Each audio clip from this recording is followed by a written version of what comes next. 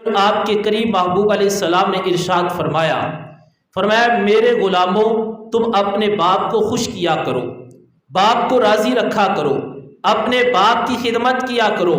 اس کا ہرگز یہ مطلب نہیں کہ ماں کی نفی ہے، چونکہ موقع کی مناسبت سے فرمایا اپنے والد کی خدمت کرو، اس کا ادب کرو، اس کا احترام کرو۔ انداز کیا ہے؟ قربان جائیں اللہ کے محبوب کے فرمان پر اور اپنے اسلام پر اور اسلام کے بتائے ہوئے قوانین پر۔ میرے اور آپ کے قریب محبوب فرماتے میرے غلاموں باپ کی خدمت کرو، ادب و احترام کرو، جتنا ممکن ہو سکے تم اپنے باپ کو راضی کرو۔ محبوب پھر ملے گا کیا؟ اللہ کے محبوب فرماتے ہیں جب تم اپنے باپ کو راضی کرنے کے لیے باپ کے قریب جاتے ہو اور جا کر تم اس کے چہرے کی زیارت کرتے ہو، کائنات کا رب تمہیں مقبول حج کا ثواب عطا فرماتا ہے۔ پھر اللہ کے محبوب نے فرمایا صرف ایک حج نہیں، اگر تم 2 مرتبہ دیکھو 100 مرتبہ دیکھو، کائنات کا رب تمہیں 100 مقبول حج کرنے کا ثواب عطا فرمائے گا۔ پھر یہ سوال کیا محبوب باپ کے چہرے کی زیارت کرنی ہے، ایک دفعہ ایک حج، 100 دفعہ 100 حج کا ثواب۔ محبوب اگر کوئی بندہ 360 مرتبہ ایک دن میں اپنے والد کے چہرے کی زیارت کرتا ہے تو رب اس کو کیا اجر دے گا؟ اللہ کے محبوب فرماتے تم نے 360 کی بات کی ہے، فرمایا رب کی رحمت اس سے بہت زیادہ وسیع ہے، کائنات کا رب اس سے بھی بڑھ کر اس کو ثواب عطا فرماتا ہے۔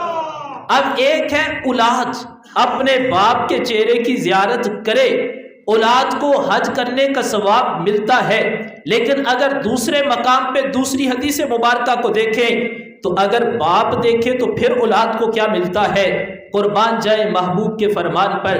میرے اور آپ کے قریب محبوب فرماتے ہیں پہلے تو فرمایا بیٹا باپ کو دیکھے، فرمایا اب باپ بیٹے کو دیکھے تو پھر کیا ملے گا؟ حضور فرماتے ہیں جب باپ اپنے بیٹے کی طرف دیکھتا ہے، کس حالت میں؟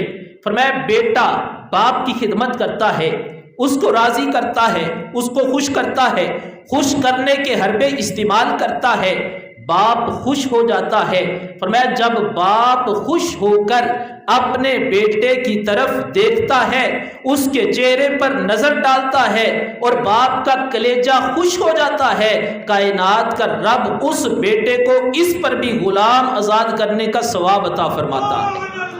اگر باپ دیکھے تو تب بھی بیٹے کو ثواب ملتا ہے، اگر بیٹا دیکھے تو تب بھی اس کو ثواب ملتا ہے۔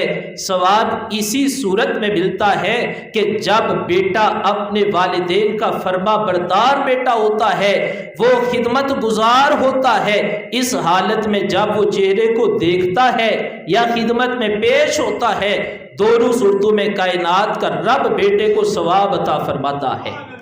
دوسرا میرے اور آپ کے قریب محبوب علیہ السلام نے فرمایا جس طرح حضور نے فرمایا کہ جنت ماں کے قدموں تلے ہے، تو اب اس کا ہرگز یہ مطلب نہیں کہ جنت میں جانے کے لیے ماں کی بندہ تو خدمت کرے لیکن باپ کا ادب احترام نہ کرے، اس کو راضی نہ رکھے، بلکہ حضور نے دونوں چیزوں کو ملوز خاطر رکھا، کیونکہ ہمارے معاشرے میں بعض اوقات ایسا ہوتا ہے یا ماں کی طرف یا باپ کی طرف، لیکن حضور نے فرمایا تم پر میں نے لازم قرار دیا ہے، تم نے اپنی ماں کی بھی خدمت کرنی ہے، اپنے باپ کی بھی خدمت کرنی ہے۔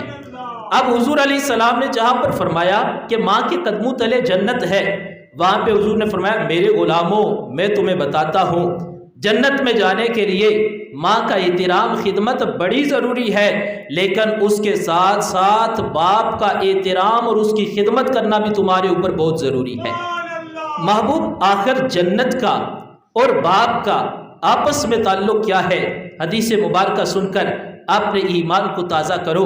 میرے اور آپ کی قریب محبوب فرماتے ہیں، حضور فرماتے ہیں جس طرح ماں کے قدموں تلے جنت ہے، اسی طرح اللہ تعالیٰ نے تمہارے باپ کو تمہاری جنت کا درمیانہ دروازہ قرار دیا ہے۔ اگر جنت میں جانا ہے ماں کی خدمت بھی ضروری ہے، باپ کا احترام کرنا بھی تمہارے اوپر ضروری ہے۔ اس لیے اللہ تعالیٰ نے والدین کی نعمت سے بالا مال فرمایا ہے، جن کے والدین زندہ ہیں کوشش کرو کہ ان کی قدر کرو۔